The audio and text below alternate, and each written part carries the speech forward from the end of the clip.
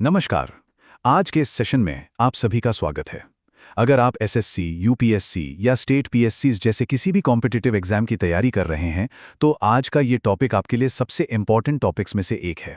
आज हम बात करने वाले हैं भारत के गवर्नर जनरलों के बारे में। देखिए, ये सिर्फ कुछ नाम नहीं है।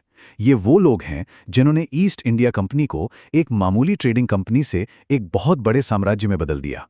हमारा मकसद सिर्फ फैक्ट्स रटना नहीं है, बल्कि इन लोगों के पीछे की कहानी, इनकी पॉलिसीज और उन पॉलिसीज के असर को समझना है, जहां से एग्जाम में सीधे सीधे सवाल बनते हैं। तो बने रहिए, क्योंकि आज हम वो सारे की पॉइंट्स कवर करेंगे जो आपको एग्जाम में दूसरों से आगे ले जाएंगे। तो सबसे बड़ा सवाल यही है, वो पहेली जिसे आज हम मिलकर सुलझाने वाले हैं। आखिर ऐसा क्या हुआ कि एक कंपनी जो यहाँ सिर्फ मसाले और कपड़े का व्यापार करने आई थी, वो देखते ही देखते पूरे सब कॉन्टिनेंट की रूलर बन बैठी। ये सवाल सिर्फ हिस्ट्री के लिहाज से इंटरेस्टिंग नहीं है, बल्कि ये एग्जाम्स में बार बार पूछा जाने वाला एक कोर थीम है। हम एक एक करके उन सभी स्ट्रैटेजीज, पॉलिसीज और घटनाओं को देखेंगे जिन्होंने इस अनबिलीवेबल ट्रांसफॉर्मेशन को मुमकिन बनाया, और ये भी समझेंगे कि एग्जाम्स में इन पर सवाल कैसे फ्रेम होते हैं। तो हमारी कहानी की शुरुआत होती है बंगाल से। उस समय बंगाल भारत का सबसे अमीर प्रांत था और भारत में ब्रिटिश एक्टिविटीज का सेंटर भी। यहीं पर प्लासी और बक्सर की लड़ाइयों के बाद ईस्ट इंडिया कंपनी ने पहली बार अपनी व्यापारिक सोच से आगे बढ़कर पॉलिटिकल पावर बनने की तरफ पहला कदम उठाया। कह सकते हैं कि यहीं पर ब्रिटिश साम्राज्य की नींव रखी गई थी। रॉबर्ट क्लाइव का द्वैध शासन या डायरकी एक बहुत ही क्लेवर पॉलिटिकल मूव थी। देखिए, इस सिस्टम ने पावर को दो हिस्सों में बांट दिया। कंपनी ने दीवानी अपने पास रखी, यानी रेवेन्यू कलेक्शन, पैसा इकट्ठा करने का अधिकार, और नवाब को निजामत दे दी, मतलब एडमिनिस्ट्रेशन, लॉ एंड ऑर्डर की जिम्मेदारी। इसका सीधा मतलब क्या हुआ? सारा फायदा और असली ताकत कंपनी के पास, लेकिन जनता के प्रति सारी जवाबदेही नवाब की। ये पावर विदाउट रिस्पॉन्सिबिलिटी का एक क्लासिक एग्जाम्पल है। एग्जाम के लिए यह बहुत जरूरी है। सीधा सवाल बनता है, द्वैध शासन किसने लागू किया? जवाब है रॉबर्ट क्लाइव। अच्छा, जब कंपनी के अफसर बहुत ज्यादा करप्ट और पावरफुल होने लगे, तो ब्रिटिश सरकार को लगा कि अब दखल देना जरूरी है, और इसी के चलते आया 1773 का रेगुलेटिंग एक्ट। ये एक हिस्टोरिकल टर्निंग पॉइंट था। इस कानून ने पहली बार कंपनी के मामलों को रेगुलेट करने की कोशिश की। इसके दो सबसे इंपॉर्टेंट पॉइंट्स थे। पहला, गवर्नर ऑफ बंगाल का पदनाम बदलकर गवर्नर जनरल ऑफ बंगाल कर दिया गया, और इस पद पर बैठने वाले पहले व्यक्ति बने वॉरेन हेस्टिंग्स। दूसरा, कलकत्ता में एक सुप्रीम कोर्ट की स्थापना की गई। तो ये भारत पर ब्रिटिश पार्लियामेंट्री कंट्रोल की शुरुआत थी। लॉर्ड कॉर्नवालिस को अक्सर भारत में ब्रिटिश एडमिनिस्ट्रेशन का असली आर्किटेक्ट कहा जाता है। इनके तीन बड़े कॉन्ट्रीब्यूशंस हैं जो आज भी रेलेवेंट हैं और एग्जाम में खूब पूछे जाते हैं। पहला, परमानेंट सेटलमेंट। इसने जमींदारों को जमीन का मालिक बना दिया और सरकार के लिए एक फिक्स्ड रेवेन्यू तय कर दिया। दूसरा, इंडियन सिविल सर्विस की नींव रखना, जो आज भी इंडियन ब्यूरोक्रेसी की रीढ़ है, और इसीलिए इन्हें father of civil services in India भी कहा जाता है। और तीसरा, एक मॉडर्न पुलिस सिस्टम की स्थापना, जिसमें थाने और दरोगा का सिस्टम बनाया गया। इन तीनों सुधारों ने भारत में ब्रिटिश शासन को एक मजबूत एडमिनिस्ट्रेटिव स्ट्रक्चर दिया। तो एक बार जब कॉर्नवालिस ने प्रशासन की नींव मजबूत कर दी, तो अगला कदम क्या था? जाहिर है, एक्सपेंशन, यानी विस्तार।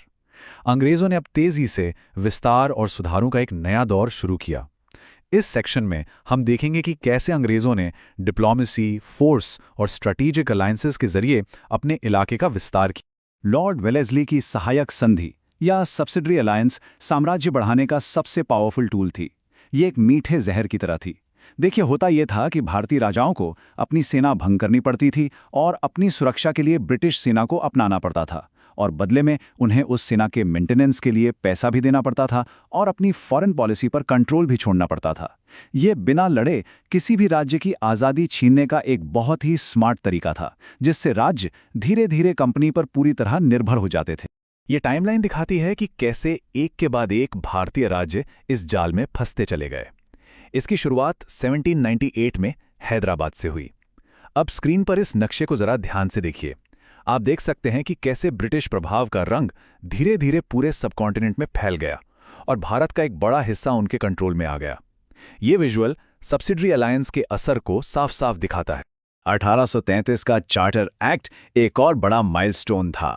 इसने गवर्नर जनरल ऑफ बंगाल का पदनाम बदलकर गवर्नर जनरल ऑफ इंडिया कर दिया।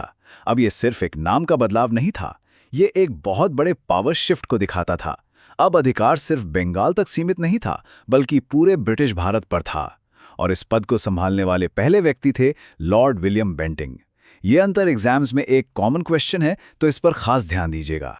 लॉर्ड विलियम बेंटिंग को सिर्फ एडमिनिस्ट्रेटिव बदलावों के लिए ही नहीं, बल्कि उनके इंपॉर्टेंट सोशल रिफॉर्म्स के लिए भी याद किया जाता है।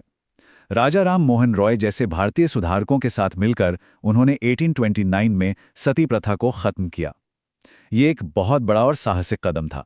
इसके अलावा उन्होंने ठगी प्रथा का भी दमन किया।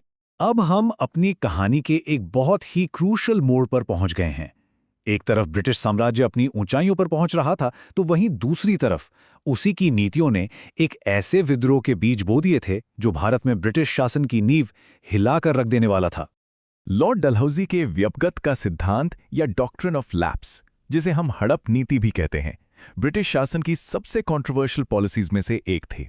इस पॉलिसी के हिसाब से अगर किसी रियासत के राजा का कोई अपना बेटा यानी नेचुरल मेल एयर नहीं होता, तो उस राज्य को ब्रिटिश साम्राज्य में मिला लिया जाता था।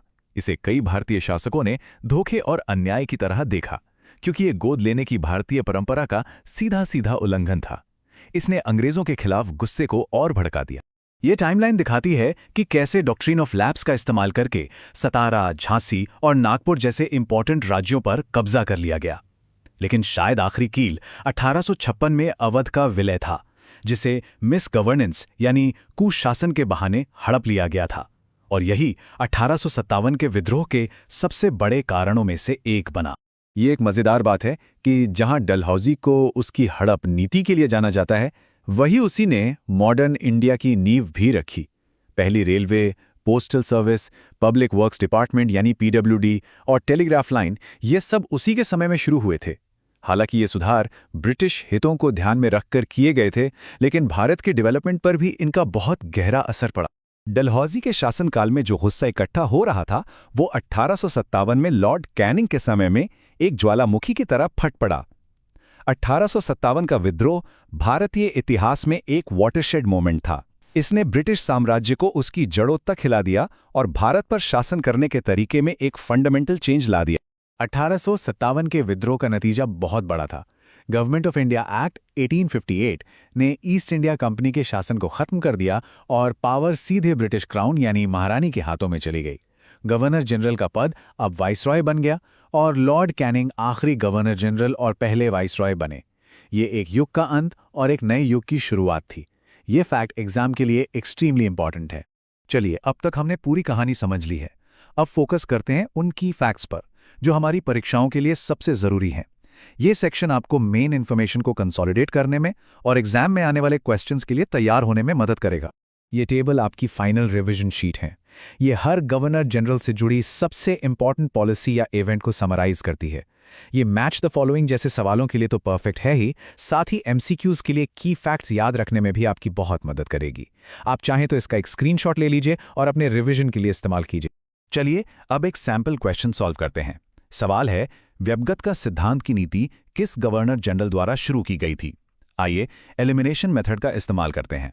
हम जानते हैं कि लॉर्ड वेलेस्ली सहायक संधि से जुड़े हैं, लॉर्ड कैनिंग 1857 के विद्रोह से और लॉर्ड विलियम बेंटिट सती प्रथा के उन्मूलन से। तो सही जवाब बचता है बी, लॉर्ड डलहौजी। ये एक एग्जाम्पल है कि आप अपने नॉलेज का इस्तेमाल करके ऑप्शंस को हटाकर सही जवाब तक कैसे पहुंच सकते हैं। तो ये थी गवर्नर जनरल के दौर की पूरी कहानी। हमने देखा कि कैसे उन्होंने ब्रिटिश शासन की नींव रखी, उसका विस्तार किया और आखिर में कैसे उनकी ही नीतियों ने एक बड़े बदलाव को जन्म दिया। अगर शॉर्ट में कहें तो पूरी कहानी को हम 4 स्टेप्स में बांट सकते हैं। पहला, क्लाइव और हेस्टिंग्स द्वारा रखी गई फाउंडेशन। दूसरा, वेलेस्ली और डलहौजी के जरिए एक्सपेंशन। तीसरा, बेंटिंग के रिफॉर्म्स। और आखिर में 1857 के विद्रोह के बाद ट्रांसफॉर्मेशन, जिससे सीधे क्राउन का शासन शुरू हुआ। और आखिर में मैं आपको सोचने के लिए एक सवाल के साथ छोड़े जा रहा हूं। अगर 1857 का विद्रोह नहीं हुआ होता, तो क्या ईस्ट इंडिया कंपनी का शासन और भी लंबे समय तक चलता रहता? ये सवाल हमें भारतीय इतिहास के अगले चैप्टर की तरफ ले जाता है, जो है वाइसरॉय का शासन और भारतीय राष्ट्रवाद का उदय। लेकिन वो कहानी फिर कभी। हमारे साथ जुड़ने के लिए धन्यवाद।